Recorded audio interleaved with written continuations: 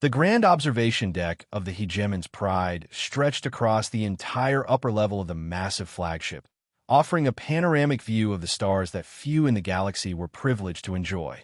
Regional Marshal Volkov stood with his hands clasped behind his back, his tall figure casting a long shadow across the polished floor. Outside, the capital world of Ethelberg gleamed like a jewel against the black velvet of space, its sprawling metropolis visible even from orbit as golden light traces across the night side of the planet. "Magnificent, isn't it?"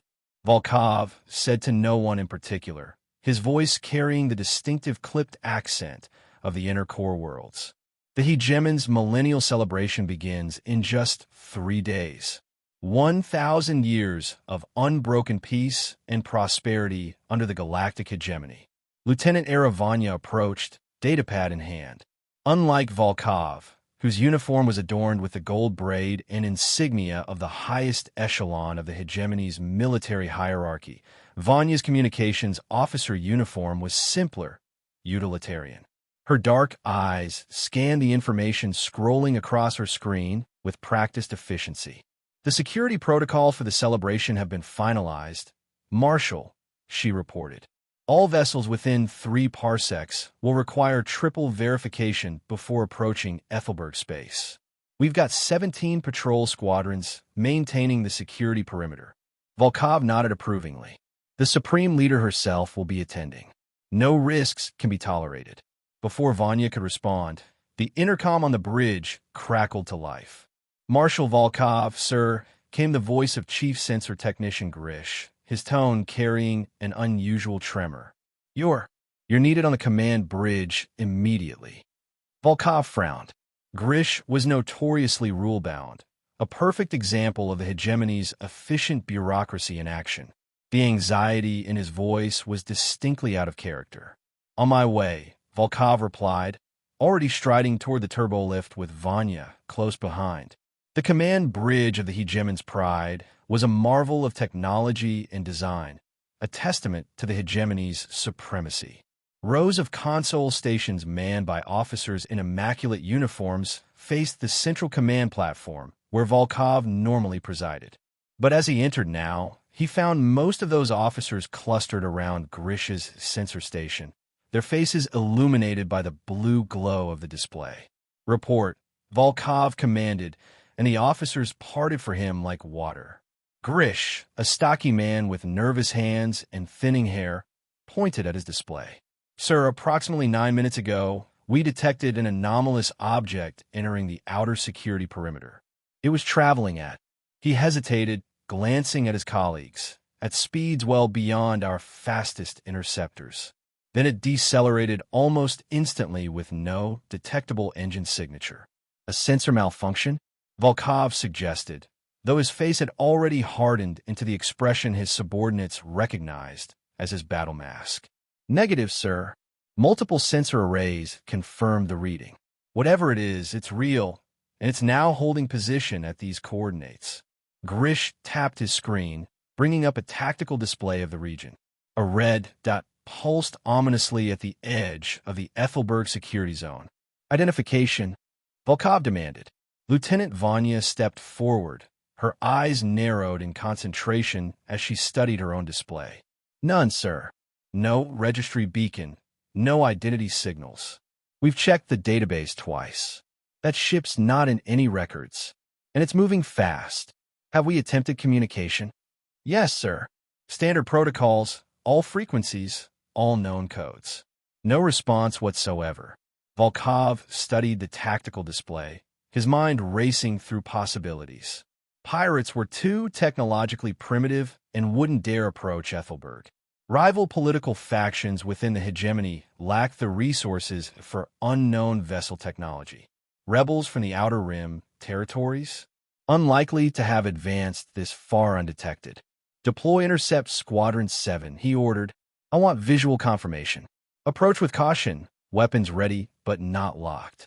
And continue broadcast on all frequencies. Standard identification request followed by warning to stand down and prepare for boarding." The bridge crew moved with practiced efficiency, carrying out his orders. Within minutes, The sleek interceptors of Squadron 7 were visible on the tactical display, moving rapidly toward the unidentified vessel. Patrol leader reports visual contact, Vanya announced, her voice tense. Transmitting feed now. The main view screen flickered, then resolved into a startlingly clear image that drew gasps from several officers on the bridge. The vessel, if it could be called that, was unlike anything in the hegemony's extensive records. Its surface was a perfect, featureless black that seemed to drink in the light rather than reflect it. No visible seams, no engine ports, no weapons emplacements, just a smooth, elongated shape approximately the size of a medium transport. It hung motionless against the stars, seemingly impervious to the laws of physics that govern normal spacecraft. Sensor readings? Volkov asked, not taking his eyes from the screen. Grish's fingers danced across his console. Inconclusive, sir. Our scans are. They're being absorbed somehow. No radiation signature, no heat emissions. It's as if. He trailed off, reluctant to voice what they were all thinking. As if it's not really there, Vanya finished quietly. On the view screen, the interceptors had formed a containment pattern around the black vessel. The patrol leader's voice came over the comm. Unidentified vessel. This is Hegemony Intercept Squadron 7. You have entered restricted space without authorization. Identify yourself immediately or face hostile action. Silence stretched out, tense and expectant. Then, without warning or visible means of propulsion, the black vessel simply moved, not with the gradual acceleration of conventional engines, but an instantaneous change of position that the human eye could barely track. It's gone, Grish exclaimed, frantically adjusting his sensors. No, wait, it's reappeared. 500 kilometers from its previous position, directly behind our interceptors. Before Volkov could issue new orders, a strange pulse of energy rippled out from the black vessel. It wasn't an explosion or conventional weapons discharge, more like a wave of distortion that passed harmlessly through the interceptors. But as it did, every vessel in the squadron went dark, their engines and weapons systems simultaneously failing. Squadron 7 reports complete systems failure, Vanya reported, her voice tight with alarm. Life support remains functional, but all offensive capabilities, communications, and propulsion are offline. Impossible, Volkov muttered. The Hegemony's military vessels were designed with triple redundant systems specifically to prevent such comprehensive failures. Whatever technology had just been deployed was centuries beyond their understanding. Then, before their horrified eyes, the black vessel vanished again and reappeared directly in front of the Hegemon's pride. Battle stations, Volkov roared, his composure finally cracking. All hands to combat alert. Weapon systems online, shields at maximum. As the alarm klaxons began to wail throughout the massive flagship, the unidentified vessel hung motionless in space, as if watching them, evaluating their response. Then, without warning, it began to transmit. The data burst was so massive and complex that it overwhelmed several of the Pride's communication arrays, causing consoles to spark and shut down across the bridge. Lieutenant Vanya worked frantically at her station, her fingers flying across controls as she fought to contain and analyze the incoming transmission. It's not like any communication protocol I've ever seen, she reported, frustration evident in her voice. It's not even language, at least not primarily. It's raw data, massive amounts of it. Origin, Volkov demanded, stalking over to her station. I'm trying to isolate. Wait. Her hands suddenly froze over her console, and the color drained from her face. Sir, I've managed to isolate a repeating pattern within the data stream. It matches an entry in the historical archives, but... She hesitated, looking up at Volkov with genuine fear in her eyes. It's from a purge file, sir. Classified at the highest levels. Something called the Xylos genocide. Volkov's expression hardened. That's impossible. The Xylos were rebellious aliens eliminated during the early expansion period, centuries ago. Their entire civilization was eradicated when they refused peaceful integration into the hegemony.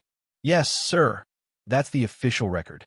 But this data, Vanya gestured helplessly at her screen.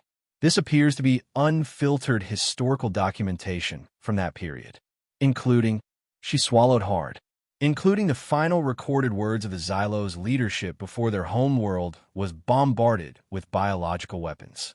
Nonsense, Volkov snapped. This is clearly some sort of pirate trick designed to destabilize our security. Isolate that transmission and shut it down.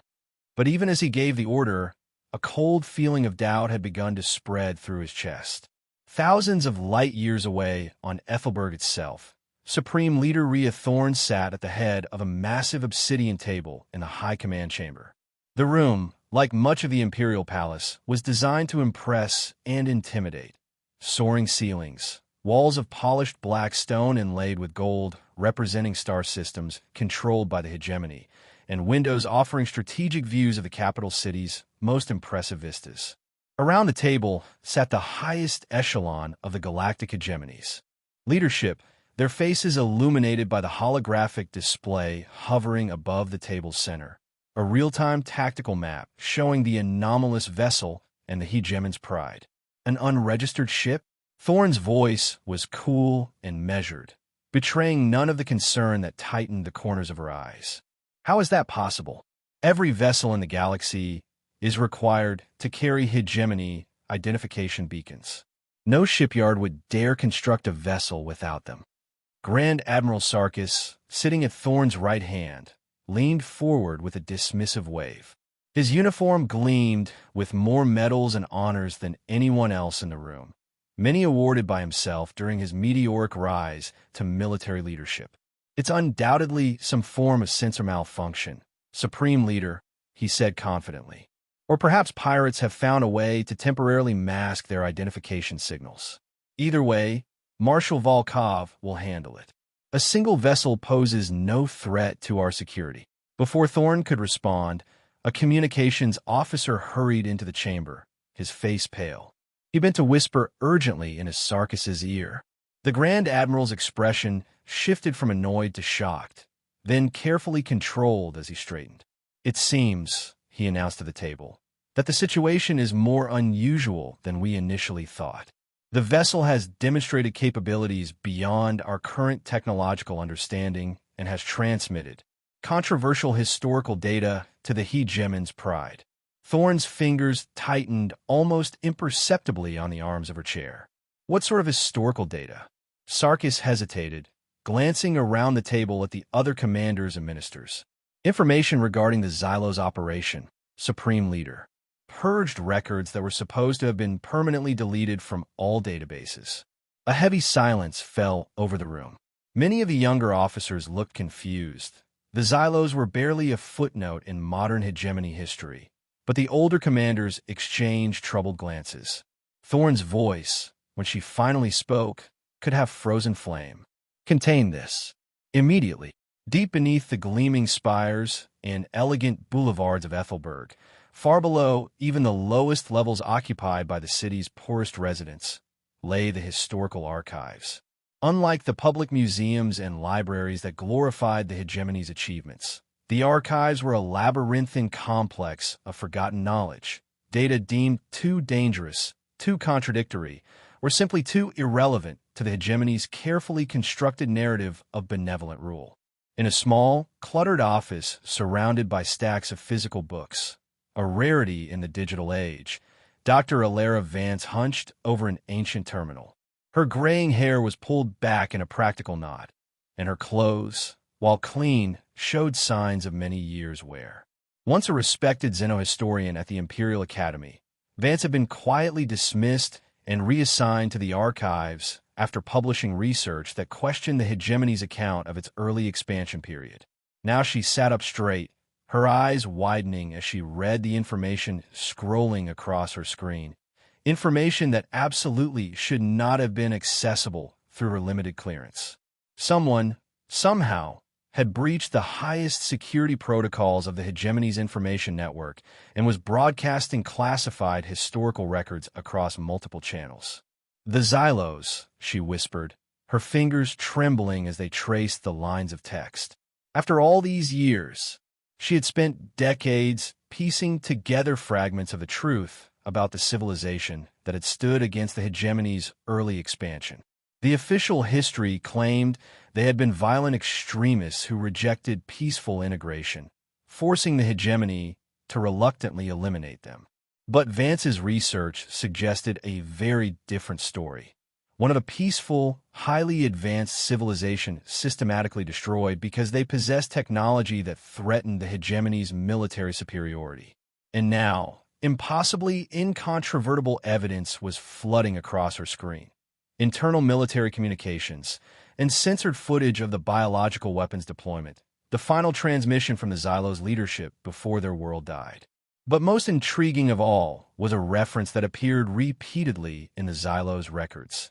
Something called the Silent Ark, apparently launched in the final days before their civilization fell. According to the fragments Vance could decipher, it contained not refugees as she might have expected, but something far more abstract. The truth memory of the Xylos people, encoded somehow and sent forth as both witness and judgment. With growing excitement and terror, Vance began to make connections. The mysterious ship that rumors said had appeared near Ethelberg. Could it possibly be the Silent Ark, returned after centuries to bear witness against the hegemony? Back on the hegemons. Pride, Volkov paced the command bridge, his face a mask of controlled fury.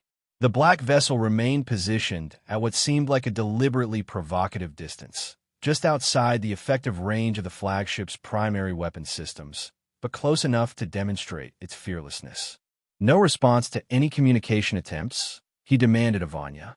None, sir, though it continues to broadcast that same data stream. And it's... She hesitated. Sir, it's spreading. The data is being picked up and retransmitted by communication nodes throughout the sector. We can't contain it. Volkov's jaw tightened. Fire a warning shot. Low-yield plasma burst, deliberately off-target. Let's see how it reacts.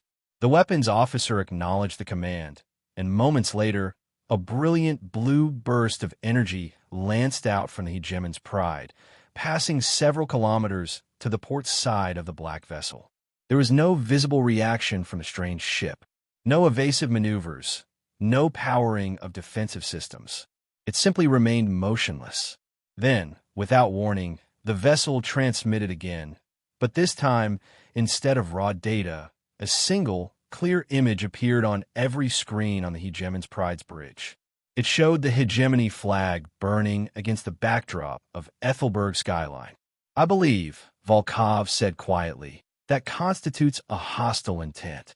His comm unit chimed, and Grand Admiral Sarkis's face appeared on a small display.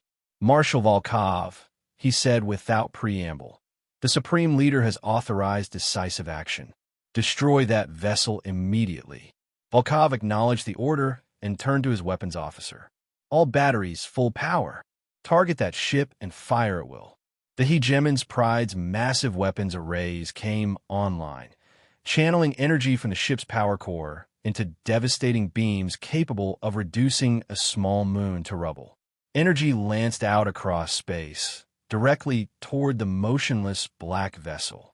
What happened next defied explanation.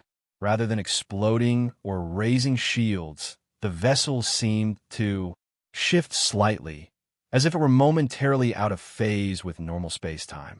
The deadly energy beams passed harmlessly through the space where it had been, or perhaps still was, in some incomprehensible way.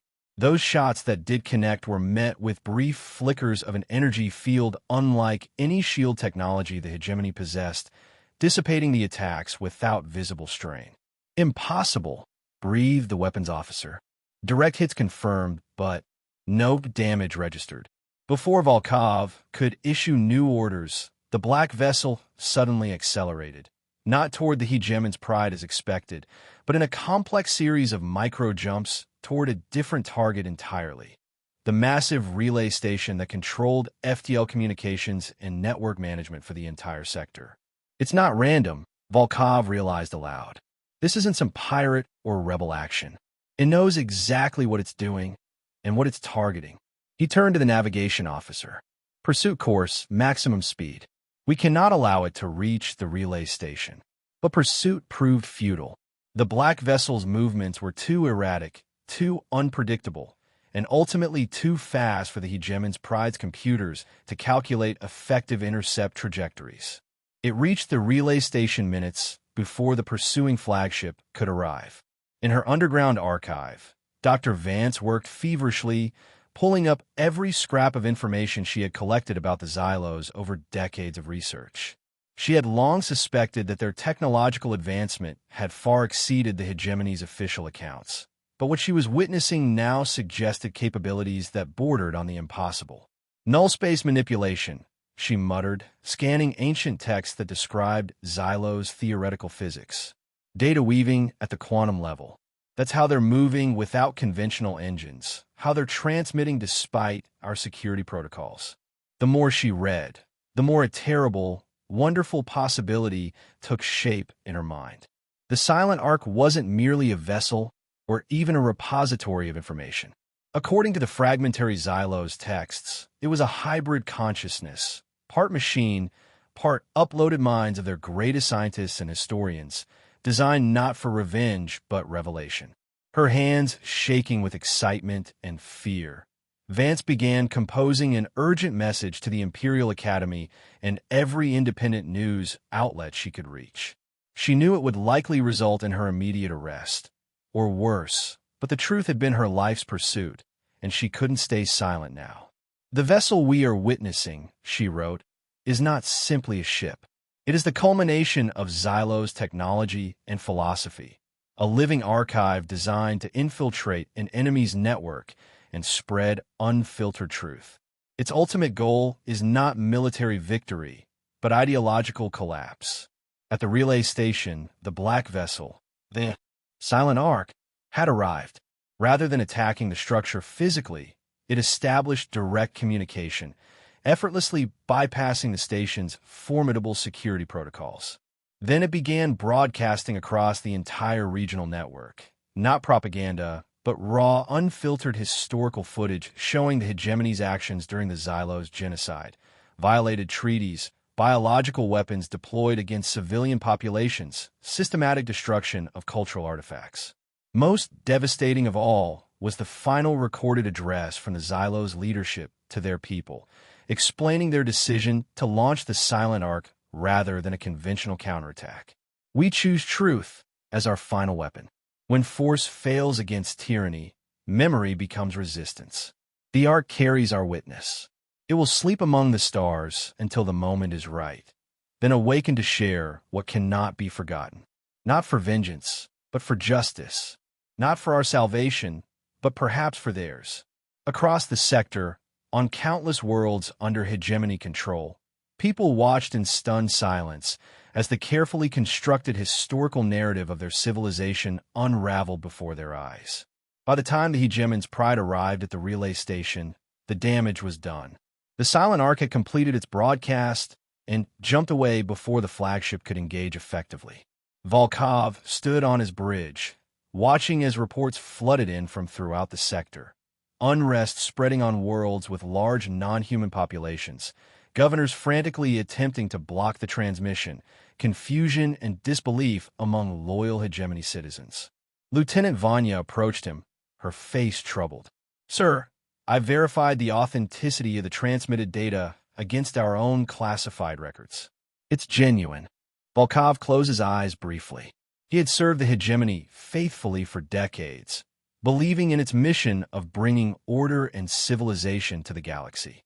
To discover that its foundation was built on such brutality. "The vessel has been located again," Grish reported, breaking into Volkov's thoughts. "It's approaching a hegemony prison planetoid in the Centis system." Volkov straightened his shoulders. Whatever personal doubts he might harbor, he had a duty to perform. Set course immediately. Maximum speed. On Ethelberg, chaos reigned in the high command chamber. Supreme Leader Thorne's carefully cultivated image of calm authority had cracked, revealing the ruthless politician beneath as she barked orders at her subordinates. "I don't care what it takes," she snarled at the communications minister. "Shut down every transmission node if necessary. Nothing more gets out." "Too late for that," Grand Admiral Sarkis said, studying reports on his datapad. The data has already spread too widely. And now we have reports of the vessel approaching the Centis prison planetoid. Thorne's eyes narrowed dangerously. Centis? Where we keep political prisoners and representatives of subjugated species from previous expansions, Sarkis confirmed grimly. If they're freed, he didn't need to finish the thought. Many of those prisoners had knowledge that could further damage the hegemony's carefully constructed public image. Deploy the Purifier fleet, Thorne ordered, her voice cold. I want that vessel destroyed, whatever it takes. You will lead them personally, Admiral. Sarkis smiled thinly, a predatory expression that had terrified subordinates throughout his career. With pleasure, Supreme Leader.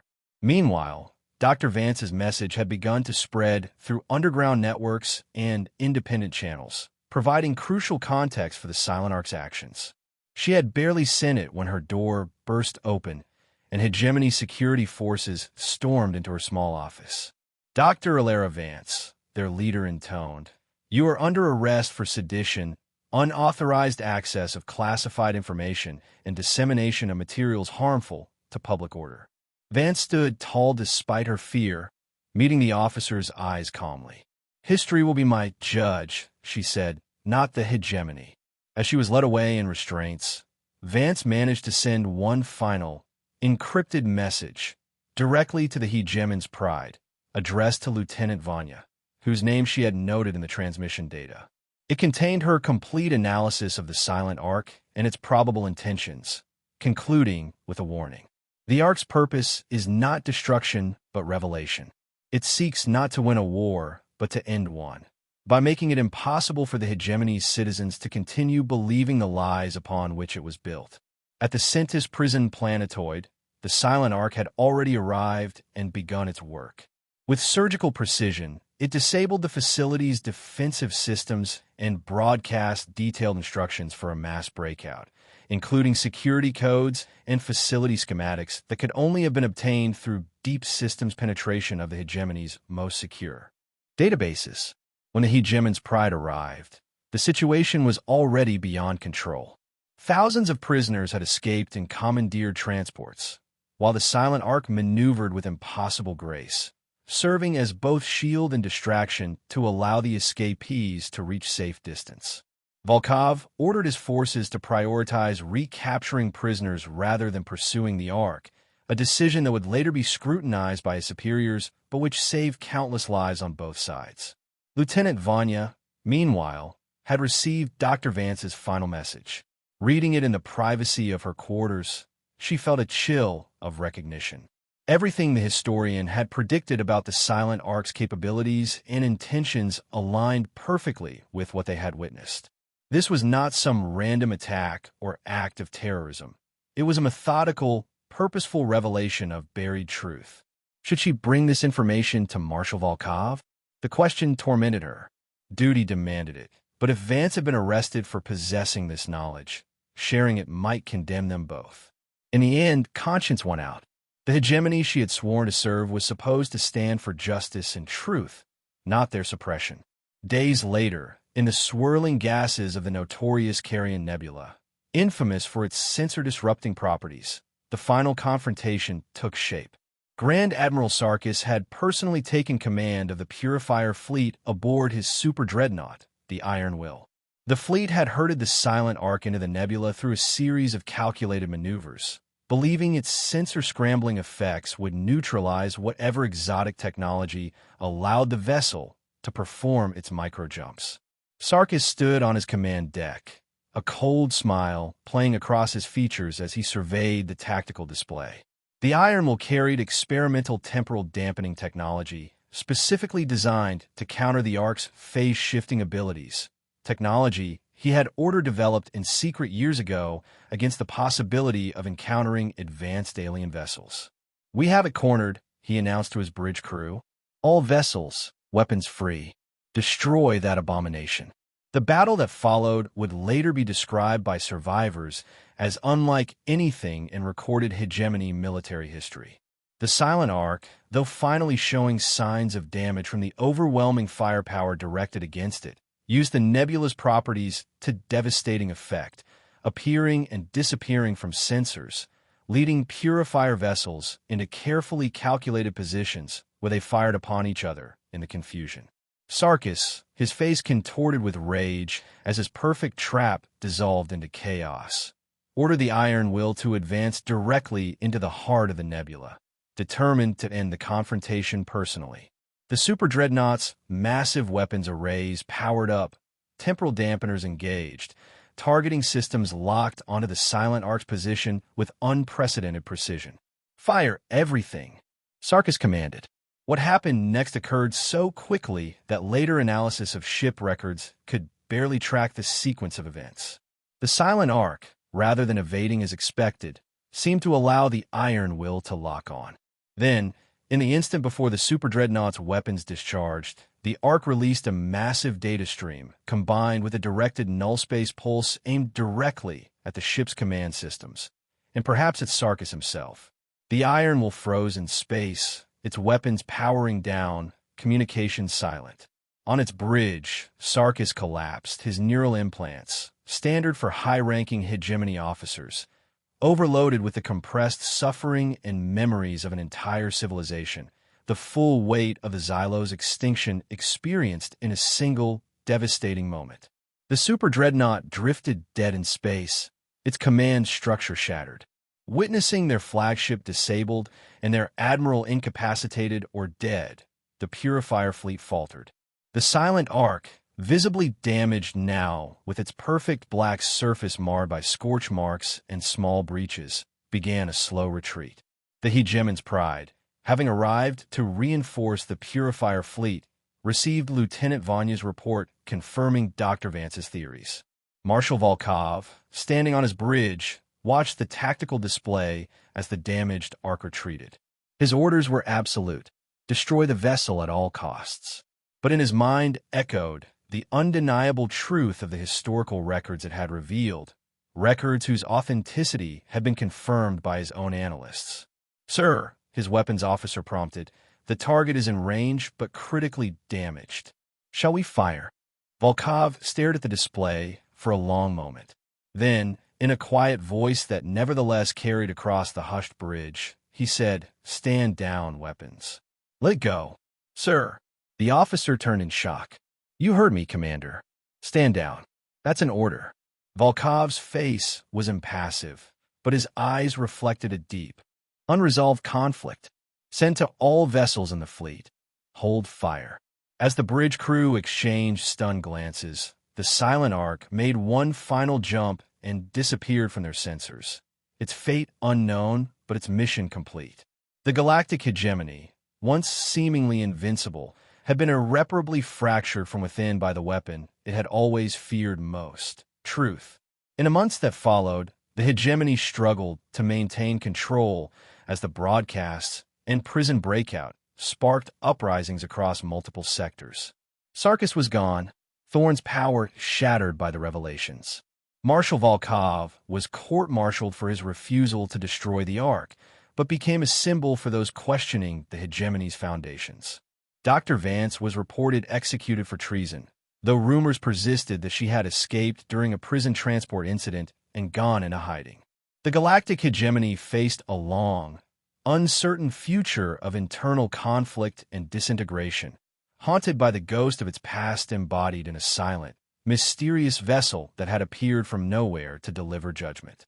On the observation deck of a small transport ship bound for the Outer Rim, Lieutenant Vanya, now simply Era Vanya, having resigned her commission, stood watching the stars slide past. In her hand, she held a small data crystal containing everything she had learned about the Silent Arc and the true history of the Xylos. "Where did you go?" she whispered to the endless stars. "And what happens next?"